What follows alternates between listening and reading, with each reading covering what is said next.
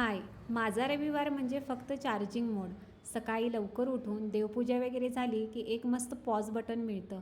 आजूबाजूला कामाची गडबड नाही, टायमिंगचं टेन्शन नाही. नोकरदार वर्गासाठी तर हा दिवस म्हणजे खूप सुखाचा दिवस.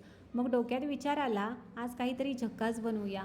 गेले कित्येक दिवस मला डोसा किंवा इडली खायची इच्छा होती, पण रोजच्या धावपळीत त्या तयारीसाठी वेळच मिळत नव्हता. पण आजचा दिवस याच गोष्टीसाठी आहे. मी अगोदरच्याच दिवशी तांदूळ, उडीद डाळ, मेथीचे दाणे आणि पोहे असं सगळं काही भिजत ठेवलं होतं.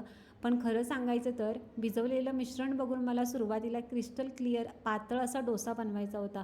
पण बहिणीचा चेहरा आठवला. तिला नेहमी चाळीदार, लुसलुशीत इडली जास्त आवडते. पण जाऊ दे असं म्हणून माझा प्लॅन बदलला.